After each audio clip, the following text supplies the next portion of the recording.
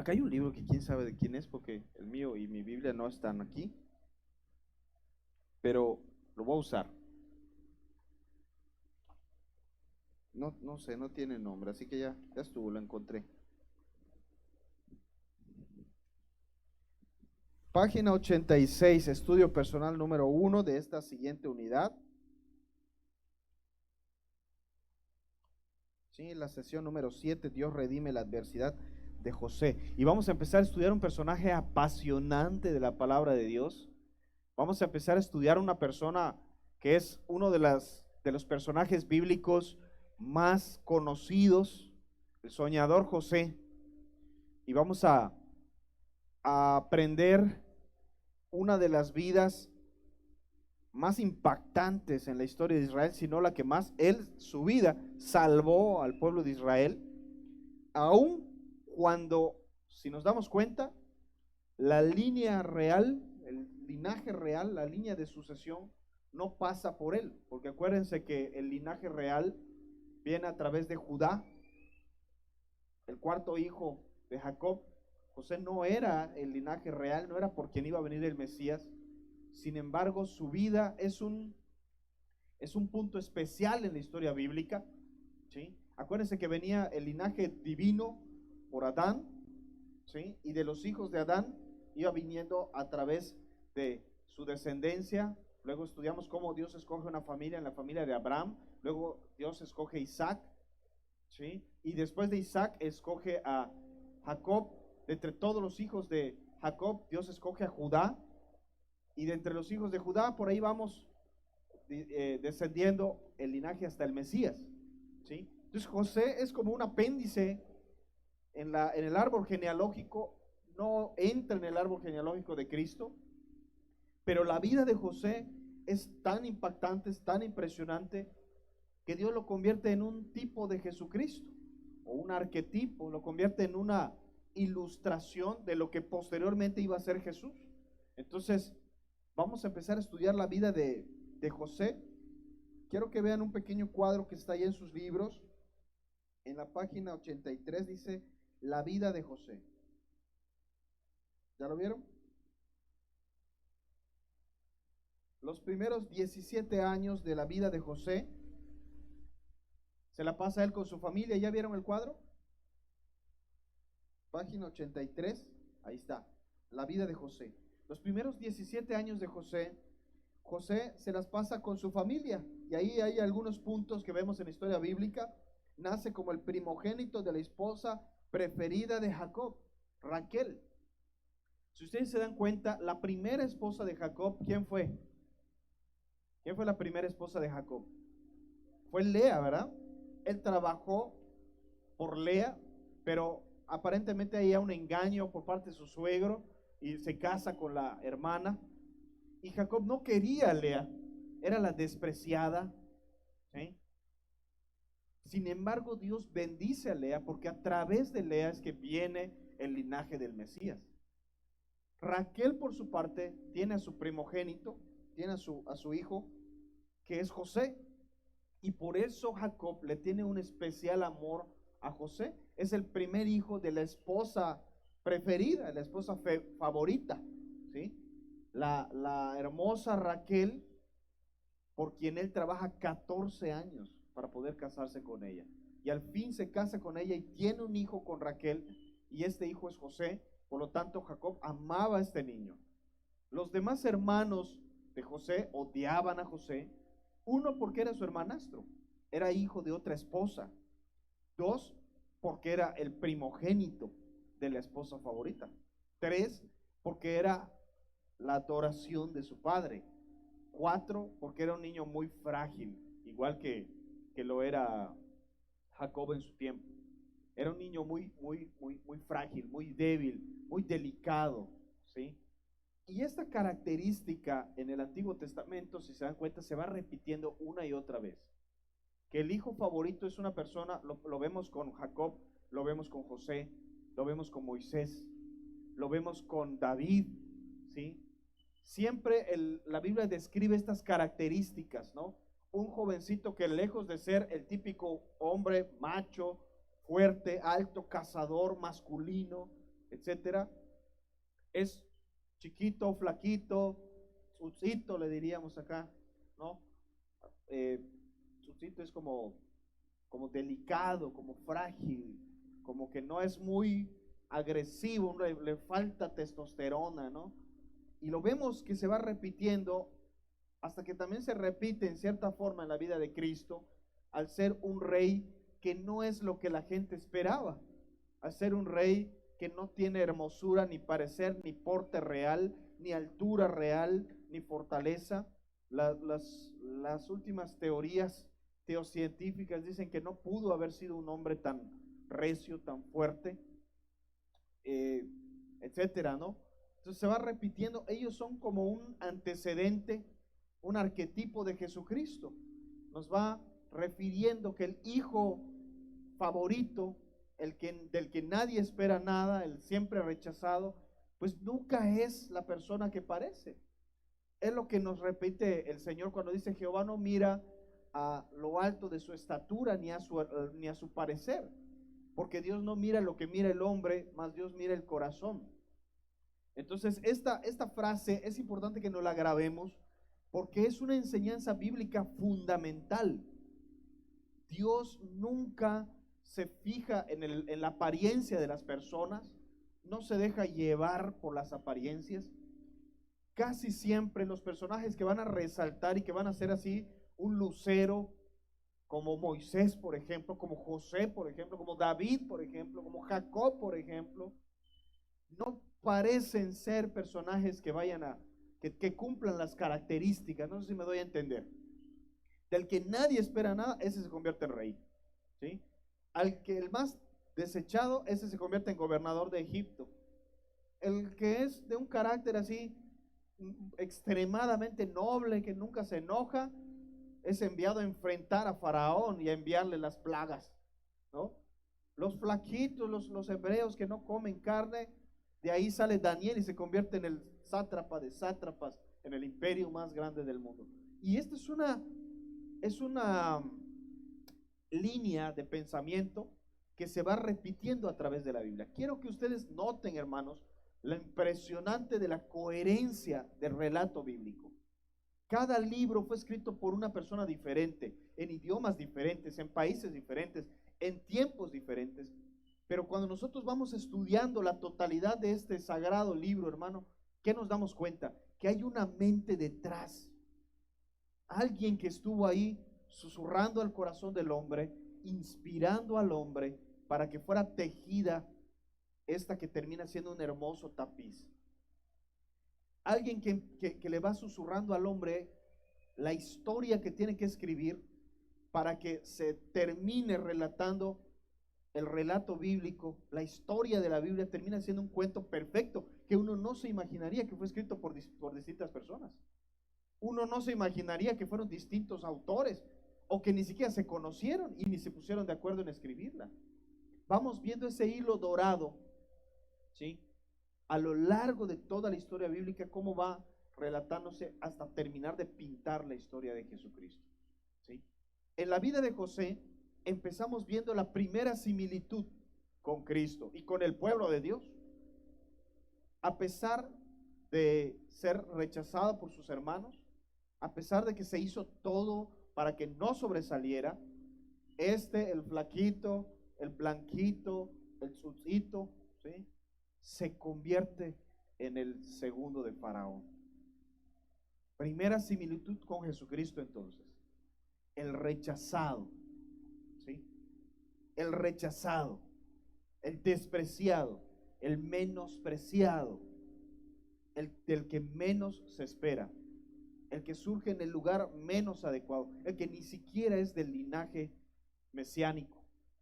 Ese es el que es el elegido de Dios. ¿Te das cuenta? La piedra que desecharon los edificadores, esta ha venido a ser cabeza del ángulo y es cosa maravillosa a nuestros ojos. Recuerden esa frase, porque fue Cristo la que la repitió y es un salmo escrito por David, quien también fue una piedra del ángulo rechazada por los edificadores. La piedra que desecharon los edificadores. Cristo es la piedra que los albañiles dijeron no sirve y terminó siendo la mejor. La iglesia, nosotros, lo vil y menospreciado del mundo, es lo escogido por Dios para que al final, en el perfecto plan de Dios, seamos los que avergüencen a los fuertes. ¿Te das cuenta? Entonces aquí vemos una primera similitud con Cristo. Nace como el primogénito de la esposa preferida de Jacob, Raquel. Recibió una túnica multicolor de parte de su padre, un símbolo de su condición de favorito. Hoy tú puedes ir a cualquier tienda y difícilmente encuentres una playera lisa. Todas son de arcoíris. Pero en la época de Jacob, encontrar una túnica de colores, pues era muy difícil. Porque los hilos, pues no vienen teñidos, ¿no? ¿Usted ha visto una cabra morada? No, ¿verdad? ¿Ha visto una oveja roja? Pues no, bueno, les dicen rojas, pero no son rojas en realidad. Son como pardas, ¿no? ¿O ha visto un azul? Solo que la pinten, ¿no? Entonces, para poder tener una túnica de colores, esos hilos tenían que ser teñidos. Pero usted no podía ir a una tlapalería a comprar pintura porque no existían las tlapalerías. Y no existían porque no existían fábricas de pintura. Los tintes, ¿sí?, las tinturas que se usaban para pintar los hilos de lana o de pelo de cabra, etcétera, tenían que ser fabricados manualmente. ¿Y de dónde usted va a sacar el color azul? Imagínense, no hay tlapalerías ni ventas de pintura. ¿Dónde agarrarías el color azul? Del cielo, ¿cómo lo bajo? ¿No? Del mar. ¿De dónde saca usted el color azul? Tenían que encontrarse ciertos minerales extraídos en minas que contenían cianuro incluso, ¿sí? Y con esos se machacaban y se mezclaban con aceites y se cocían, y un arduo proceso para obtener una porquería así de azul, para poder pintar unos cuantos hilitos. Por lo tanto, era una cosa muy cara. Una túnica de colores, entonces, era una cosa muy, muy especial, muy apreciada. El costo era como si a ti, tus papás, te compraran ropa en el mercado y a tu hermano le fueran a comprar una Nueva York directamente a Versace, ¿no? O sea, no vaciles. Creo que yo no soy el favorito, ¿no? Ya me di cuenta. Es muy evidente. O que te compran a ti unas sayonadas, ¿no? Unos milusos, y viene tu hermano con unos Nike Air Max última generación, ¿no? Es una cuestión muy clara de que me estás diciendo que yo no soy el favorito, ese es el favorito, ¿no? De ese grado era la túnica de colores de José. De ese nivel era la diferencia de afecto entre Jacob y sus hermanos. ¿Cómo no lo iban a odiar, no? ¿Cómo no iban a rechazarlo? Tuvo sueños que lo mostraban gobernando a su familia a los 17 años. Y no solo tuvo sueños, los contaba. Y no solo los contaba, los presumía, ¿sí? Mostraba, si bien los sueños eran de Dios, porque Dios le había dotado de un don especial, un don de discernimiento de sueños, Dios no se los daba para que él se ensoberbeciera, para que él se volviera orgulloso o altivo, ¿sí? Dios le da los sueños porque es una característica con la que él nació. Dios lo dota porque ese es el plan de Dios. Pero el plan de Dios no era que él se volviera orgulloso. Hermano, Dios nos puede dotar de dones espirituales, pero no por eso vamos a menospreciar a las demás personas. La iglesia de Corinto era una iglesia que tenía todos los dones. Y sin embargo, a pesar de tener todos los dones espirituales, lo vamos a estudiar en los siguientes domingos que estamos estudiando precisamente Primera de Corintios. A pesar de que tenían todos los dones, eran la iglesia más carnal de todas, ¿sí? Porque los dones espirituales no hablan de nuestra santidad. Que tú tengas un don espiritual no significa que seas más santo que otros. El don espiritual habla de Dios, que da a cada quien como Él quiere, ¿sí? Pero no habla de ti. Los dones no se pueden comprar, no se pueden ganar, ¿sí? No es de que voy a ayunar 40 días y 40 noches para que Dios me regale un don. Eso no puede ser. Nadie los puede repartir a voluntad. Va a haber repartición de dones en el Parque de las Dolores Otero. Vayan, no hay tal cosa, no existe tal cosa. No hay repartición de dones. El hombre no puede repartir los dones ni comprar los dones.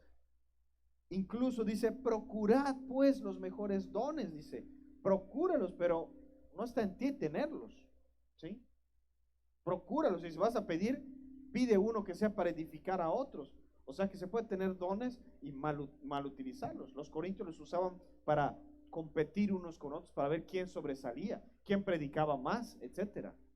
Entonces, José tenía un don, pero al tener 17 años, ser un adolescente, justo en el momento en el que empieza a tener deseos de independizarse, ¿sí? En 4 años ya iba él a convertirse en un miembro activo de la familia económicamente.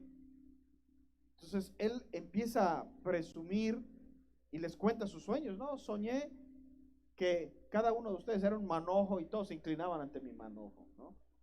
Entonces ustedes eran estrellas y papá y mamá eran la luna y el sol y todos se inclinaban ante mí.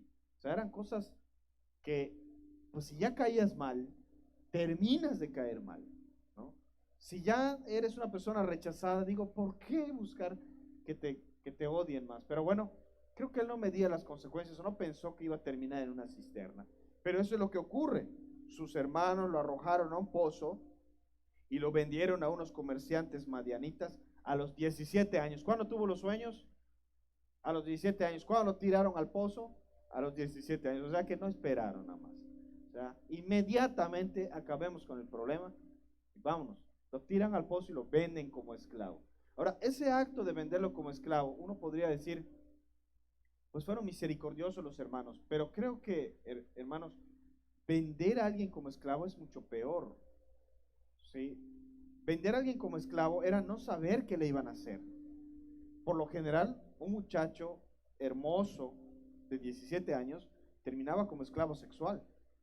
Lo que se hacía en el mundo egipcio, en el mundo medo-persa de aquella época, al tomar a un jovencito de 17 años, lo que hacían era castrarlo. Eso pasaba con casi todos los muchachitos. Lo castraban para que se volviera un eunuco, es decir, no perdiera lo terso de su rostro, el timbre agudo de su voz, no envejeciera, ¿no? Y permaneciera como un esclavo sexual. Eso era lo que ocurría. Ese iba a ser el futuro de José y sus hermanos lo sabían. Por lo general, esto era lo que ocurría. Cuando tú vendías a un adolescente, no, sobre todo un adolescente que no era musculoso, no era fuerte, no era robusto, los hermanos sabían que ese iba a ser el final de José. No eran comprados estos esclavos como cargadores, no eran para cargar o para trabajar en minas porque eran muy frágiles. Entonces era muy probable que murieran. Nadie compraría un esclavo como José para hacer trabajo rudo porque era muy probable que muriera de enfermedades, etcétera. Los compraban para volverlos eunucos y explotarlos sexualmente. Ese era lo que iba a pasar con este muchacho. Dios en su perfecta, infinita misericordia, hermanos, recoge y salva a José de ese horrible destino. Cuando los madianitas compran a José, se lo llevan a Egipto, ¿sí? Y es comprado como esclavo de casa. Pero eso es algo muy extraordinario, es muy difícil que un esclavo terminara así.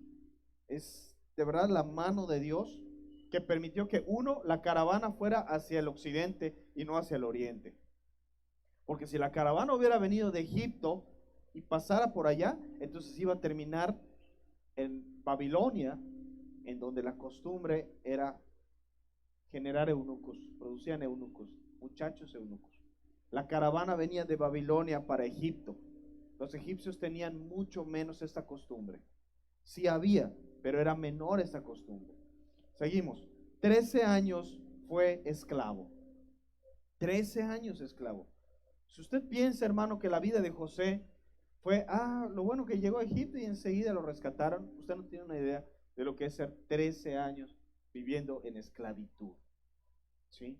A veces nosotros pensamos, hermano, que Dios no responde nuestra oración porque ya pasaron 3 días que estamos orando y no pasa nada. Dios no responde nuestra oración porque hace 5 años que me convertí y estoy pidiendo por mis hijos y nada. Amados hermanos, ¿usted no ha leído la Biblia? Porque yo veo a Moisés 40 años viviendo en el desierto hasta que Dios le da el llamado para liberar a los hebreos. Yo veo a José 13 años, toda su juventud. ¿Cuántos tenía? 17 cuando lo vendieron. ¿Cuántos tenía cuando salió de esclavitud? 30 años. A los 30 años, que también es un arquetipo del llamado, a los 30 años es llamado siervo de Dios a tomar su papel como siervo de Dios. ¿Sí? Lo vemos en José, lo vemos en David, lo vemos en Jesús, lo vemos en muchos otros. A los 30 años ya habían pasado toda su adolescencia, terminó su adolescencia, su adultez joven se la pasó esclavo, hermano. No tuvo esposa, no pudo tener una vida común como cualquier muchacho de su pueblo. Sus hermanos ya se habían casado, ya habían tenido hijos, y él, nada, él seguía siendo esclavo en Egipto. ¿Te das cuenta? Lo vendieron como esclavo a Potifar en Egipto a los 17 años. Lo ascendieron como asistente personal de Potifar a cargo de toda su casa. Pero eso no es común. Esto no es algo que pase. La esposa de Potifar lo acusa falsamente de mala conducta sexual y lo encarcela. Se le da autoridad sobre todo bajo el encargado de la prisión. Se transforma en el asistente personal del copero y panadero de Faraón, también encarcelados. Interpreta los sueños del copero y el panadero, los cuales se cumplieron 3 días más tarde, a los 28 años. Fíjate, una de las características de la vida de José, ahorita estamos haciendo un resumen general de la vida de José. Una de las características de José, ¿cuál es? Usted que ve en esto que acabamos de leer, ¿qué es lo que marca la diferencia, si te das cuenta?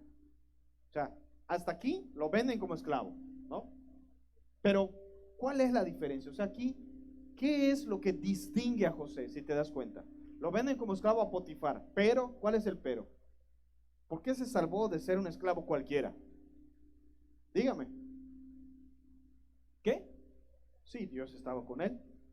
¿Y eso qué consecuencias tenía? ¿Qué pasó? Dígame lo que sea. No hay respuestas malas. Tenía gracia delante de los hombres, así es, ¿qué más? Servía con diligencia, ¿qué más? Fíjate, si nosotros juntamos estas dos cositas únicamente, sin mencionar las otras que menciona la Biblia, José tenía gracia delante de Dios, Dios estaba con él. Pero ¿qué consecuencia tenía el hecho de que Dios estuviera con él? Era una persona distinta. Este José que vemos de esclavo no parece ser el mismo José que veíamos de adolescente. Hay algo ahí que ha cambiado. La Biblia no menciona, hermanos, lo que pasó en el pozo o en el transcurso del trayecto de la caravana o lo que pasó en la venta de esclavos. Pero es muy claro, hermanos, que algo sucedió en la vida de José, que podemos inferir por lo que ocurre después. De ser un muchacho consentido, orgulloso, vanidoso, etcétera, de repente se encuentra solo en un pozo. Él cree que va a morir, sus hermanos están afuera, pero él no lo sabe, él está tirado en el pozo. Él puede morir ahí de hambre, que es lo que más probablemente vaya a ocurrir, o que efectivamente un animal se lo devore. Esos pozos no son como los que tenemos aquí, tan profundos. Ahí los pozos eran relativamente bajos y eran de boca pues relativamente pequeña, entonces los animales se metían a descansar a los lados del pozo. Era muy común que entraran bestias y vivieran ahí, ¿no? Incluso al sacar agua, estaba viendo un documental, y al sacar agua de repente sacabas allá pequeñas alimañas, ¿no? Sacabas pequeños animales, hasta cabras podías sacar en tu cubeta al sacar agua. Entonces, lo más probable era que fuera devorado. ¿Qué pasó esa noche cuando José estuvo en el pozo? Empezó un proceso de arrepentimiento, un proceso de darse cuenta que lo ha perdido todo. ¿De qué sirve una túnica de colores en un pozo? ¿De qué sirve los sueños si eres un esclavo? Cuando los hermanos lo venden, imagínate lo que pudo haber llorado, clamado, pedido clemencia, y sus hermanos pues simplemente no. Él sabía que todo su mundo conocido había desaparecido y que nunca iba a volver a su casa. Él sabía que a partir de ese momento su vida había cambiado definitivamente, lo había perdido todo. Y escuchen esa frase, lo perdió todo. ¿Qué otros personajes de la Biblia recuerdas que lo perdieron todo antes de empezar la vida que Dios les dio? Lo vemos, por ejemplo, lo vimos en Abraham. Salte de tu tierra y de tu parentela a la tierra que yo te mostraré. Y lo dejó todo y de repente se encontró caminando en un desierto en un rumbo incierto. Lo vimos con Jacob, cuando tuvo que huir de su hermano sin nada. Perdió a su familia, perdió a su hermano y tuvo que caminar al desierto durante muchos meses para poder encontrar a un pariente. Lo vemos en la vida de José al ser tirado al pozo. Lo vemos en la vida de Moisés al matar al egipcio y tener que huir hacia Madián. Lo vemos en la vida de David al tener que huir después de que había sido paje del rey y vivir en cuevas y huir con su ejército. Lo vemos en la vida de tantas personas, lo vemos en la vida de Daniel, que fue vendido como esclavo, y lo vemos en la vida de Jesús también. Perderlo todo es otro de esas líneas de pensamiento, otro de esos hilos dorados que la Biblia nos va enseñando a lo largo de todo el libro. Es un tema que se repite una y otra vez. Lo perdieron todo.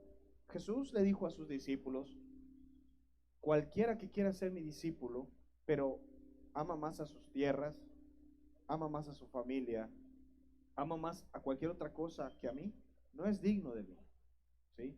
Pero todo aquel que haya dejado casas, tierras, familia, etcétera, etcétera, dice, por causa de mi nombre, tendrá 100 veces más en esta vida y en la postrera la vida eterna.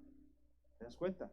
Entonces, amados hermanos, una idea que se va repitiendo una y otra vez es esta: perderlo todo.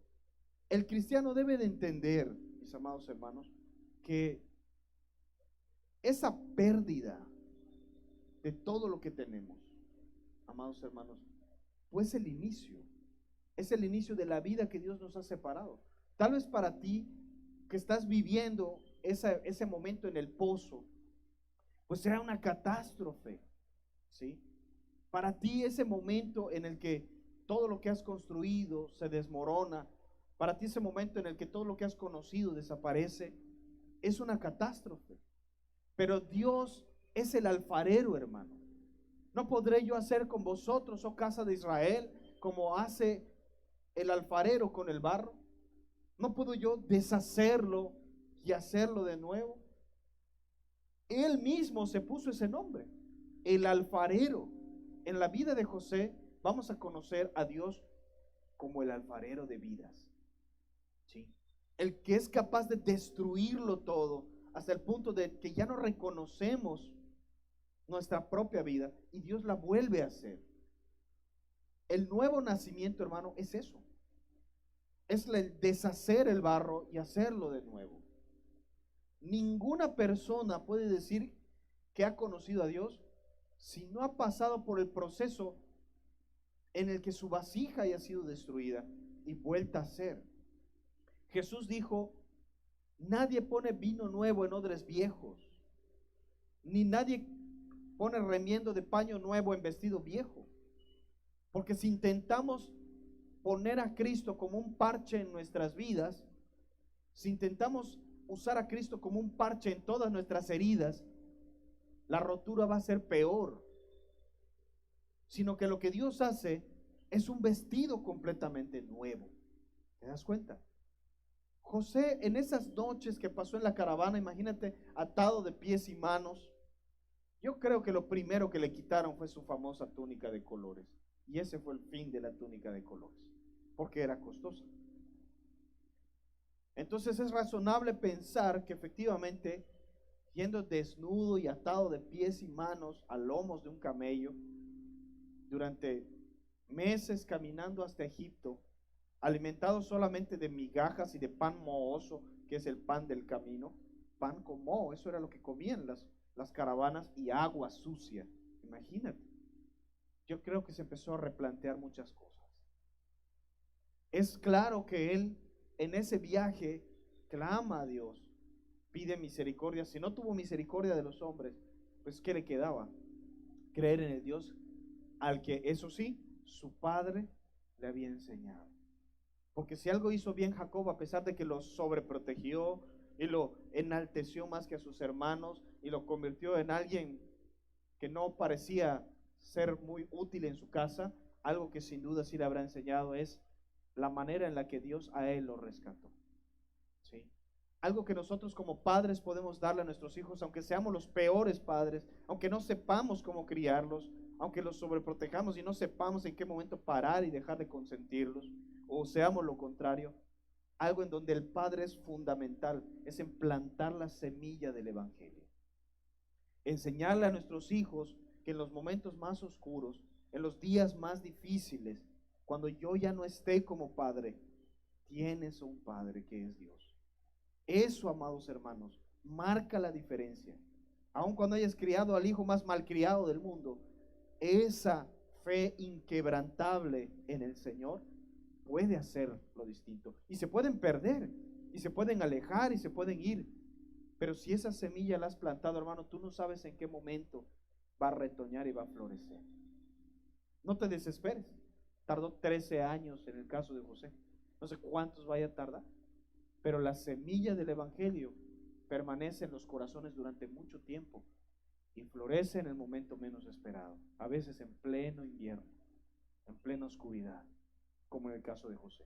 José llega a Egipto. En los mercados de esclavos escoran a los esclavos desnudos para que los puedan observar. Imagínate, al niño favorito ahora estaba ya a merced de toda aquella gente desconocida, con peinados raros, con los ojos pintados, con esos atuendos tan ostentosos, paseando, mirándolo por todas partes y ofreciendo y regateando con el vendedor de esclavos. Ha de haber sido un momento sumamente horrible para un jovencito de 17 años, para un adolescente que no ha vivido, que no ha visto el mundo, en un lugar extraño, lejos de su familia, con la sola seguridad de que no los va a volver a ver. Las noches que José habrá llorado y sufrido ha de haber sido muchas. Todo esto no lo relata la Biblia, pero es muy claro que eso ocurrió. Cuando José es vendido como esclavo, entonces algo ha cambiado en su vida, hermanos. Algo ha cambiado. No vemos a un José que ya reniegue de su situación. No vemos a un José que tenga amargura en su corazón. Yo no veo a un José que se haya deprimido, que se haya tirado a la tristeza, ¿sí? Como a muchos esclavos jóvenes les pasaba y morían de hambre, ¿sí? Más bien vemos todo lo contrario. Vemos a un José que en la casa de Potifar demuestra ser el más diligente de todos. Demuestra ser una persona activa, pendiente de todo, y con los dones que Dios le había dado, rápidamente queda en el radar del dueño. Se da cuenta de que este es un jovencito sumamente inteligente, que no es flojo, que es muy responsable, que es una persona a quien él puede utilizar, y empieza a darle cada vez tareas más importantes. Empieza él a darle cada vez más responsabilidades. ¿Qué es entonces la diferencia entre el José que presumía la túnica de colores al José esclavo en la casa de Potifar? Ocurrió una calamidad, ocurrió una catástrofe, perdió toda su vida. ¿Por qué entonces no lo vemos comportarse como alguien que ha perdido toda su vida? ¿Por qué al contrario lo vemos como alguien que los egipcios pueden ver como alguien a quien honrar? Los egipcios tenían una cultura en la cual la muerte era solo el paso a otra vida, era el inicio de una nueva vida. Los egipcios no, creían en la inmortalidad del alma, ¿sí? Y si una persona en esta vida era una persona depresiva, o era una persona enferma, o era una persona, no sé, desanimada, etcétera, ellos creían que cuando pasara a la otra vida iba a seguir siendo igual.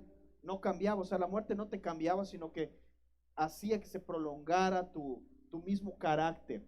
Entonces se esforzaban en criar a sus hijos con unos rasgos de carácter que los hicieran poder vivir la otra vida. Ellos los criaban para la otra vida en realidad. para que en la otra vida ellos pudieran tener un mejor estatus.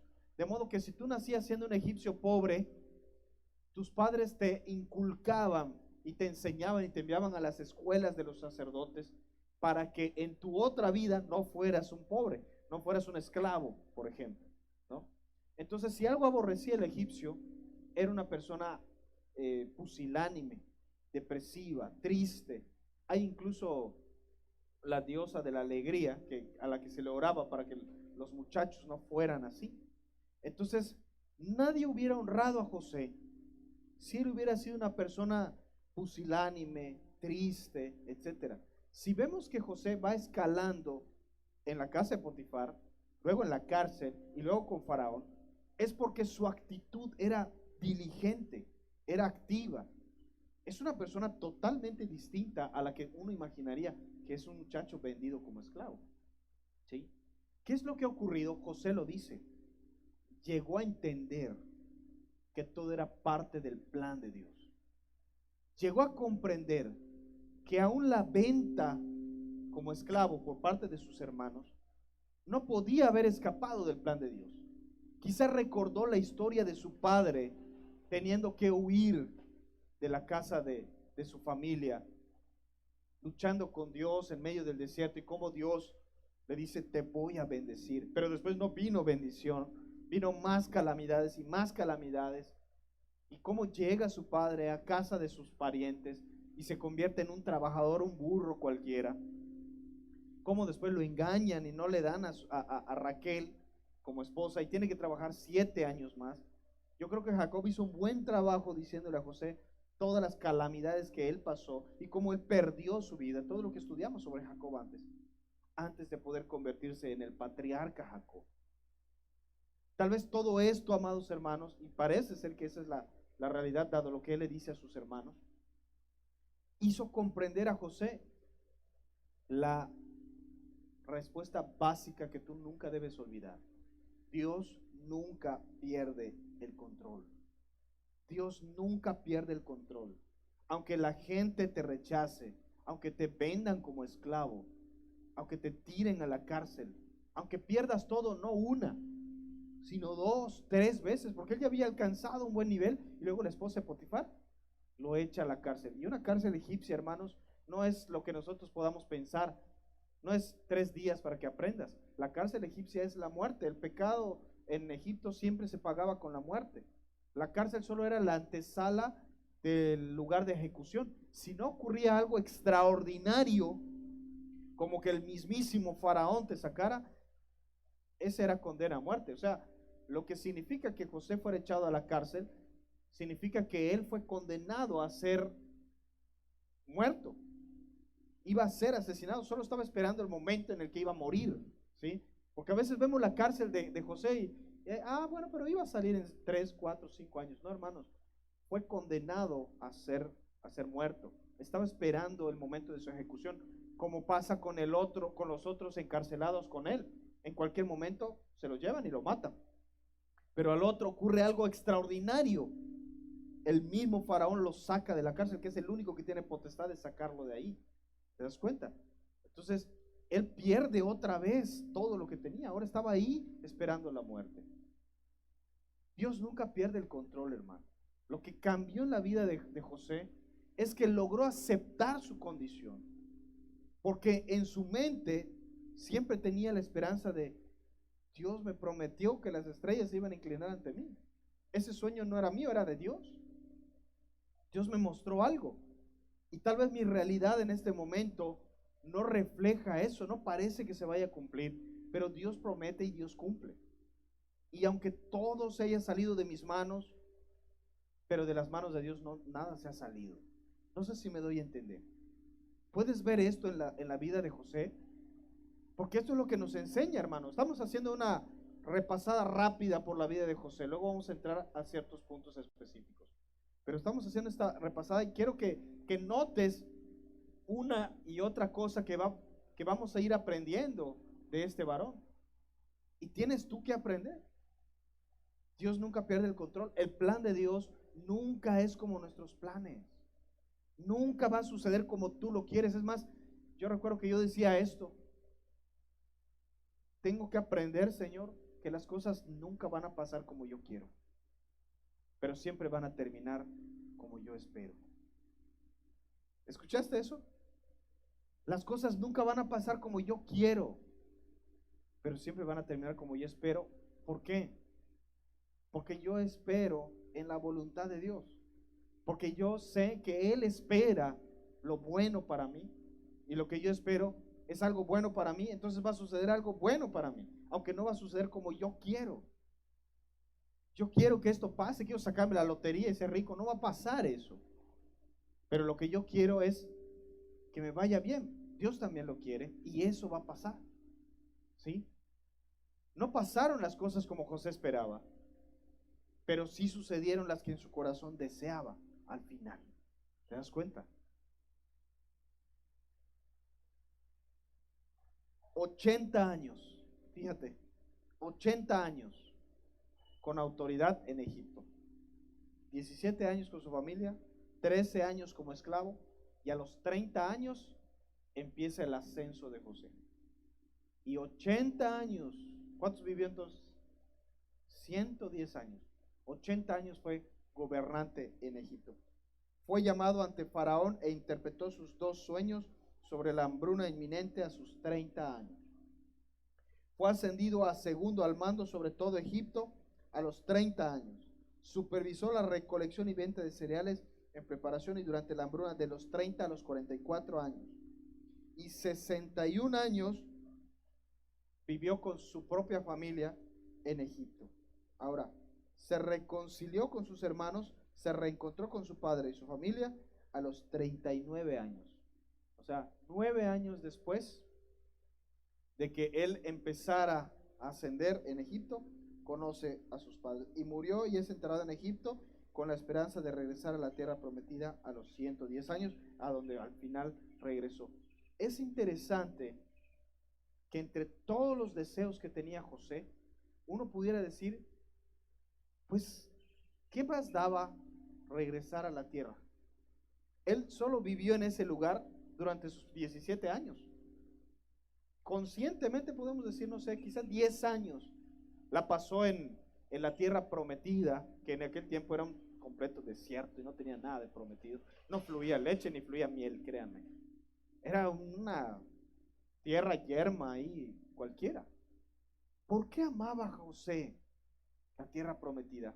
Hasta el punto que su máximo deseo todos los años que estuvo en Egipto fuera volver ahí. Como que no coincide si no nos ponemos a pensar. O sea, a los 17 años, él ahí solo sufrió rechazo. El único que lo amaba era su papá. ¿Sí?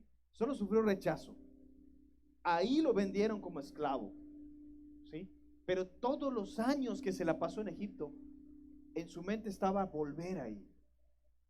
Y su último deseo antes de morir es, quiero que lleven mi cuerpo a la tierra de mis padres. ¿Por qué?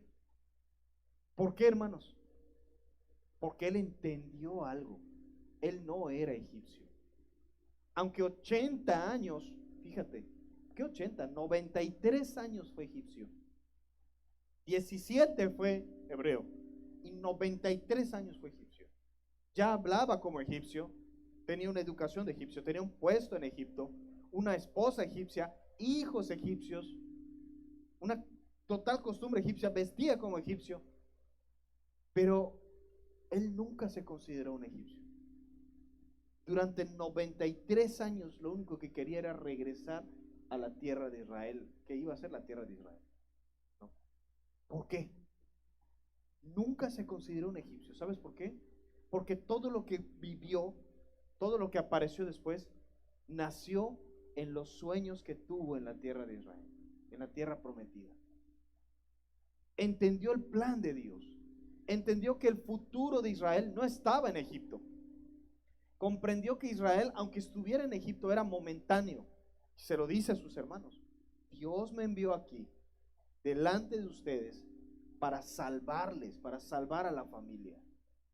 Dios me mandó aquí para usar Egipto para salvar a su pueblo. Él entendía que en el perfecto plan de Dios eso era momentáneo, solamente estaba ahí de pasada. pero que el plan de Dios no era ese. Él sabía lo que su papá le había dicho.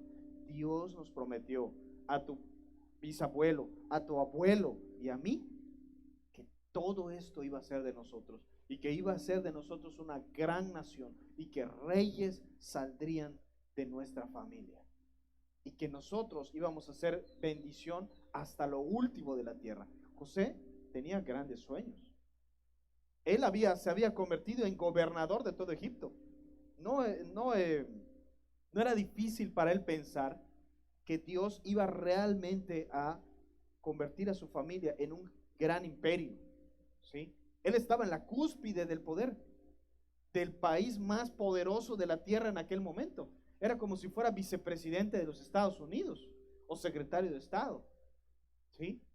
No era difícil para él pensar que Dios podía hacer esto con su propia familia, ¿sí? Entonces él nunca, a pesar de la comodidad que tenía en Egipto, de la familia que tenía en Egipto, de toda la vida que tenía en Egipto, siempre vivió con la idea de esto no es el plan de Dios. Estoy aquí porque Dios lo quiere así, pero aquí no termina el plan de Dios.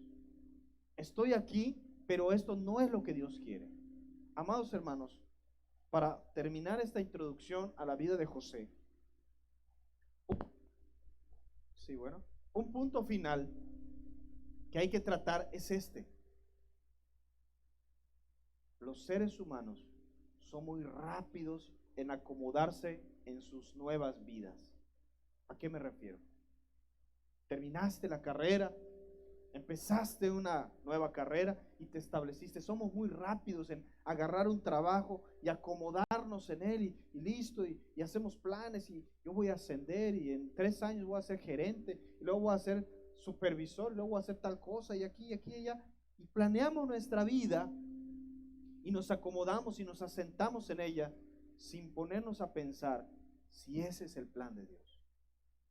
Luego Dios tiene que enviar calamidades y destruir nuestros planes y deshacer nuestras metas para volver a encarrilarnos a su plan y decirte, hey, mi plan no es que seas esclavo de los madianitas, todavía tienes que llegar a Egipto. Y nos saca de allá. Y cuando José llega a Egipto, de nuevo empieza a prosperar ahí en la casa de Potifar y se acomoda. Y nosotros también somos así.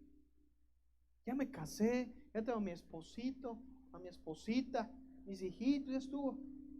Ya estoy cómodo aquí. Me encanta, todos los días me levanto, cocino, barro, plancho, sirvo los platos de mi esposo, nos acostamos a dormir, listo, ya estuvo, está hecha mi vida. Y somos rápidos en acomodarnos en la rutina.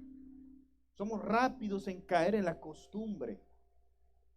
Y Dios nuevamente tiene que sacudirnos muchas veces para decir, hey, ¿cuándo te dije que mi plan para ti es que cocines y te acuestes? ¿Cuándo te dije que este era el perfecto plan para tu vida? ¿Cuándo?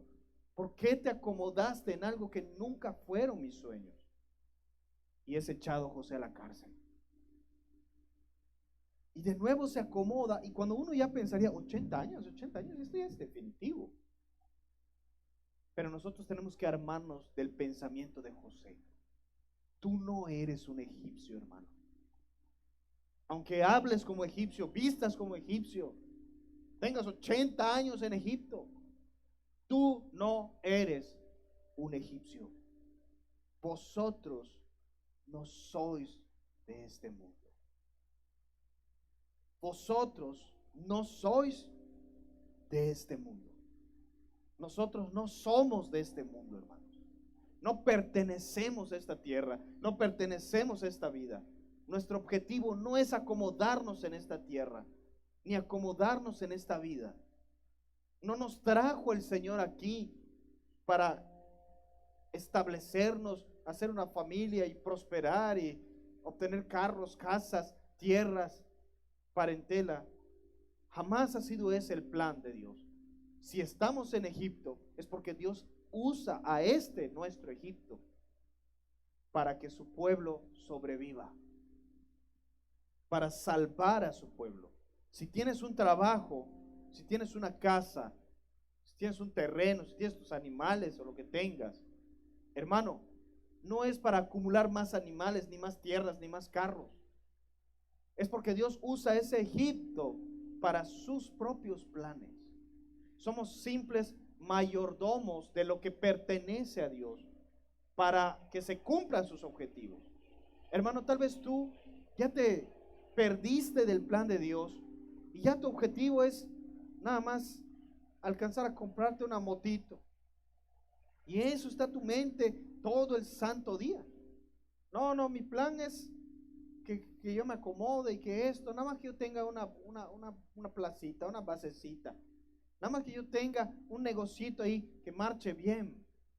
Y dedicamos todo nuestro pensamiento, nuestros afanes, nuestras oraciones, nuestro esfuerzo a conseguir cosas para establecernos en este Egipto. Hermano, tú no eres un egipcio. No puedes vivir como los egipcios. No puedes pensar como los egipcios. Y no puedes acomodarte como los egipcios. No importa si tienes 30, 40, 50, 60 años. José a sus 90 y tantos años decía, yo no soy un egipcio. Yo estoy aquí para cumplir los perfectos planes de Dios. Tal vez tú digas, pero es que yo ya tengo una familia grande, tengo hijos. O una persona me decía, pastor, es que no es lo mismo. Yo ya tengo hijos, yo ya tengo esposo, yo ya tengo esposa. O sea, como que alguien casado y con hijos no puede servir al Señor. Como que al tener ahora una responsabilidad por una familia, me tengo que dedicar solo a esa familia. No estoy diciendo que desatiendas a tu familia, pero estoy diciendo que precisamente si amas a tu familia y amas a tus hijos, amas a tu esposo, a tu esposa, si amas a esas personas que tienes, por eso no te vuelvas un egipcio, porque sus almas son más importantes que sus cuerpos, porque sus corazones son lo que tú tienes que alimentar y tú tienes que salvar mucho más que sus cuerpos. Y si ellos te ven a ti convertido en un egipcio, ¿qué van a hacer ellos? Egipcios. Y si ellos te ven a ti, una persona dedicada a las cosas de esta vida, ¿qué van a hacer ellos? Lo que aprendieron de ti. Y si ellos dejan de ver en ti a ese soñador que lucha por los sueños de Dios, ¿qué van a hacer ellos? Lo mismo. ¿Sabes cuál fue el resultado de que José nunca se haya considerado un egipcio? ¿Sabes cuál es el resultado? ¿Qué pasó con los hijos de José? ¿Alguien lo sabe? Porque él tuvo 2 hijos. Sucedió algo inaudito, algo único en toda la historia bíblica, en toda la historia del universo, si lo quieres decir. Dios hizo algo extraordinario por José, algo que no se ha vuelto a repetir y no se va a volver a repetir, algo que trasciende a la eternidad. ¿Qué pasó con los hijos de José, hermanos? ¿Alguien lo sabe? ¿Cómo se llamaban los hijos de José? ¿Cómo? No, Benjamín, no. Efraín y Manasés. ¿Les suenan esos nombres? ¿Por qué les suenan esos nombres, hermano? Porque fueron incluidos en las 12 tribus de Israel. Pero si ustedes cuentan las tribus y cuentan a Efraín y Manasés, no son 12, ¿verdad? Son 13. ¿Por qué? Porque Dios hace algo único en toda la historia de la humanidad. Tomó a los hijos de José, que eran egipcios, nacidos en Egipto, criados como egipcios, hijos de madre egipcia, y los adoptó como si ellos hubieran sido hijos de Jacob. Y dijo, van a ser 13, no se puede. Ni modo, no se puede, José. Buena intención, pero pues también 2, mucho. No, hermanos, dice, los voy a contar como si fueran 1. Y Dios cambia la matemática. Siendo Dios, no le importa que el 13 sea 13. Dice, no es 13, son 12. Porque yo lo digo. No son 2, son 1. Y van a ser una tribu. la media tribu. Y los 2 hijos de José son incluidos entre las 12 tribus de Israel. Y cambia la historia bíblica. Porque José, hermanos, nunca renunció a los sueños de Dios.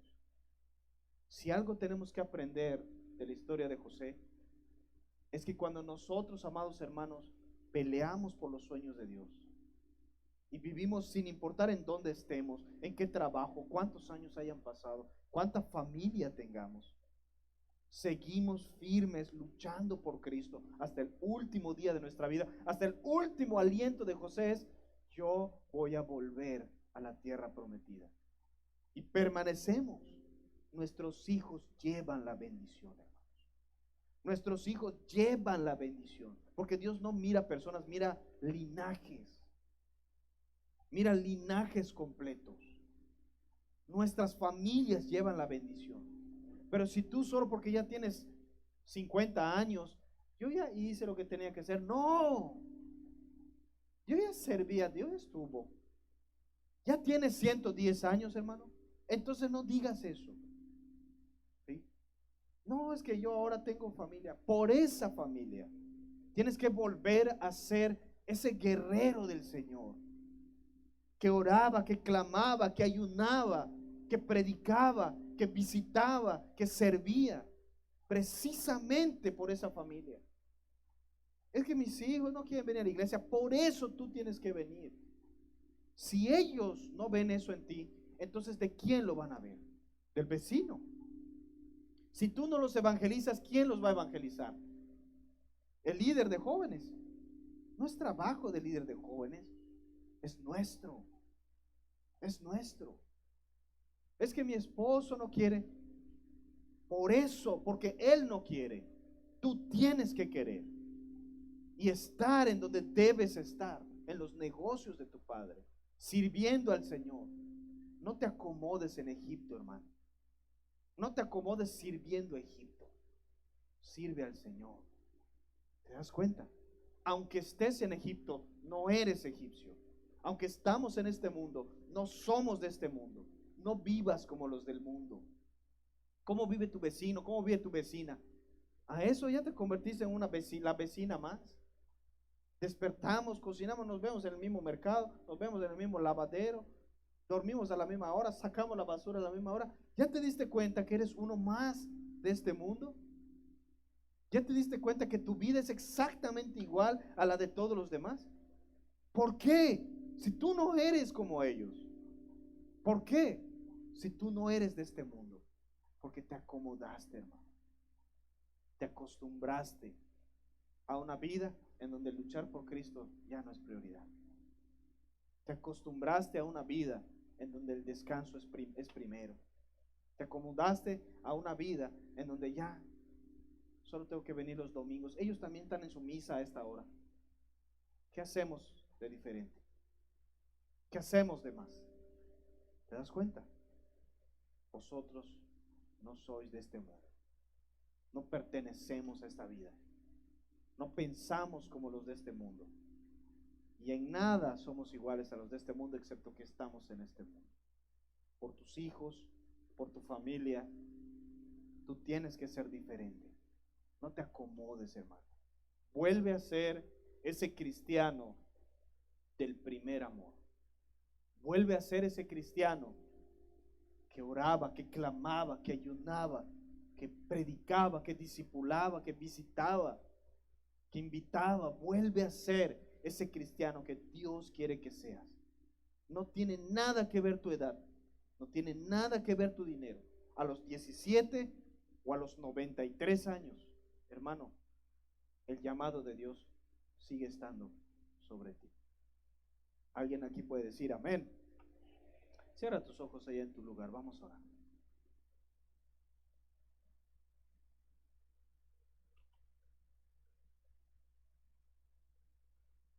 ¿Acaso no puedo yo hacer contigo, oh casa de Israel, como el alfarero hace con el barro? ¿Crees que yo no puedo hacer eso con tu vida? Yo soy el alfarero. ¿Crees que no puedo deshacer todo lo que tienes, todo lo que eres, todo lo que haces y hacerlo de nuevo? Yo soy el alfarero, barro sois en mis manos. Nunca es tarde para empezar de nuevo. Nunca es tarde para retomar lo dejado. Nunca es tarde para arrepentirse. Siempre es momento para regresar a casa. Cada día es una oportunidad de decirle: Señor, hay muchas cosas en mi vida que salieron torcidas. Deshazlas y hazme de nuevo. Barro en tus manos soy, Señor. Ayúdame a recordar, Padre, que yo no pertenezco a este mundo. Ayúdame a recordar que mi objetivo en esta vida no es nacer, crecer, reproducirme y morir. Que mi objetivo en esta vida no es acumular riquezas, ni siquiera es crecer a mis hijos. Mi objetivo en esta vida es servirte hasta el último aliento y enseñar a mis hijos a hacerlo también, con la misma pasión. Ayúdame a entender que todas las cosas que he vivido y que he pasado, las tristes, las desesperantes, las horribles, también las agradables, las dificultosas, las pruebas, todas han ocurrido con un objetivo. Todas han pasado por una razón. Ayúdame a recordar que tú nunca pierdes el control, que tu plan perfecto sigue ocurriendo en mi vida. Ayúdame a recordar que yo tengo el llamado y que nada lo puede arrebatar de mí y nada me lo puede quitar. Y que tú esperas que sin importar qué edad tenga, ni las condiciones de mi vida, yo lo lleve a cabo con valor. Ayúdame a entender que quien gobierna este mundo eres tú. Que tú quitas y pones reyes. Que tú haces venir la lluvia o cierras los cielos. Y que si tú quieres bendecirme, lo puedes hacer. Ayúdame a entender que mi vida depende de ti. Ayúdame también a perdonar a las personas que me han hecho daño, las que me han vendido, las que me han traicionado, las que me han abandonado, las que me han criticado y señalado. Ayúdame a perdonarlas también, entendiendo que aún ese rechazo, y aún sus insultos, y aún su rechazo, es parte de tu perfecto plan para doblegar mi orgullo, para cambiarme como persona y para hacerme el hijo que tú quieres que yo sea.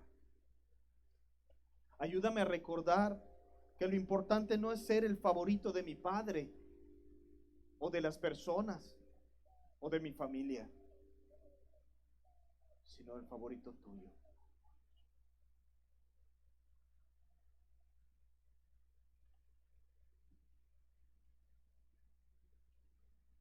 Bendito seas, Padre. Señor, te damos gracias por tu palabra. Te pedimos que podamos meditar esta semana en la vida de José, que mis hermanos puedan leer la historia y puedan recibir de ti una palabra de aliento.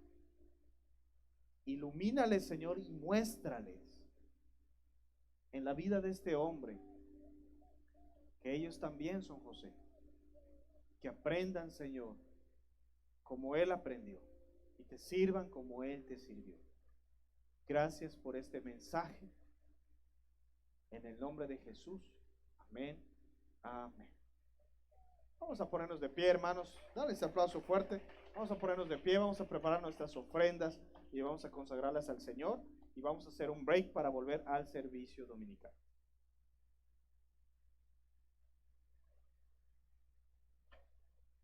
Gloria a Dios, hermano. Estírese, estire sus piernas, estire sus brazos.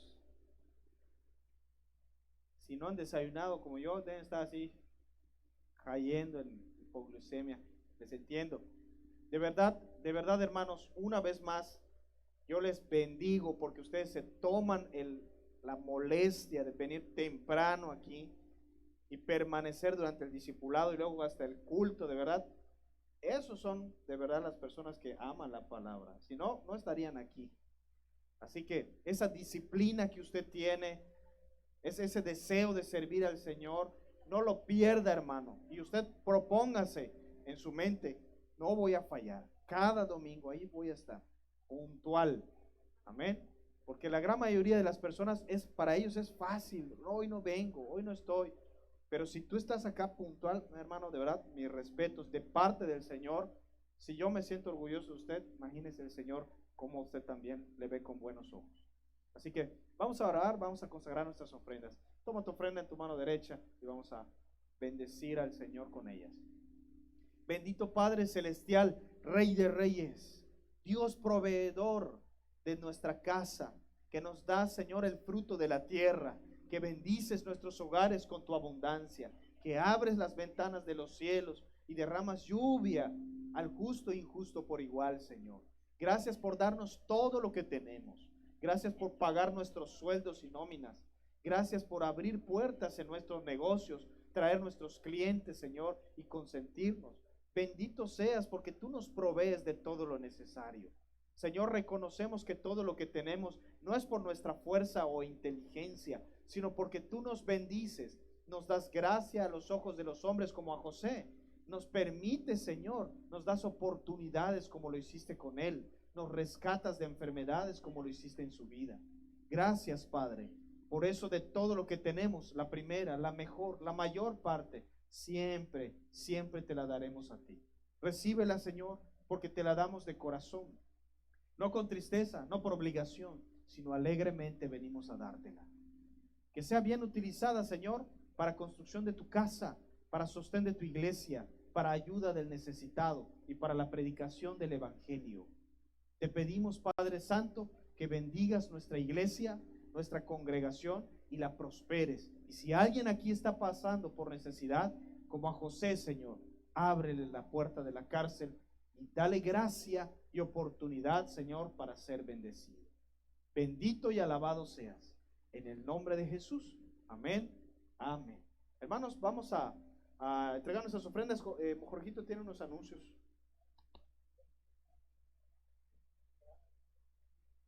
Hermanos, buenos días, Dios les bendiga.